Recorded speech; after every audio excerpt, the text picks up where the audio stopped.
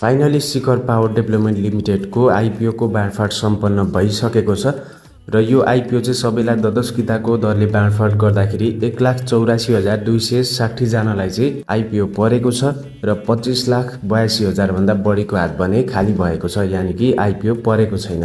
So तपाईहरु चाहिँ अब 1,84,260 भित्र पर्नु भयो कि भएन त, यानि कि रिजल्ट कसरी हेर्ने त त्यसको बारेमा अब सिक्नेछौँ। सो रिजल्ट हेर्नको लागि गुगल अथवा क्रोम ब्राउजरमा जानुस् र तपाईहरुले माथि सर्चमा चाहिँ iporesult.cdsc.com.np भनेर यसरी लेख्नुहोस् र त्यसपछि आइपिओ को रिजल्ट हेर्ने वेबसाइट खुल्नेछ। यहाँनिर टपमै देखाउनेछ भर्खरै रिजल्ट बाँडफाँड गरिएको छ, त्यसैले यो अपडेट हुनको लागि अझै केही टाइम लाग्नेछ। अपडेट हुनु साथ यहाँनिर टपमै देखाउनेछ।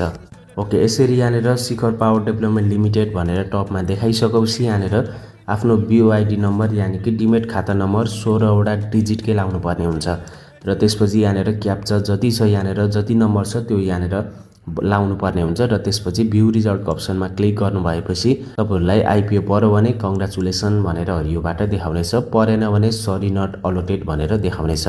सो तपाईहरुले चाहिँ आइपिओ को रिजल्ट हेरिसक्नु भएपछि पर्यो कि परेन त कमेन्ट गर्नु होला।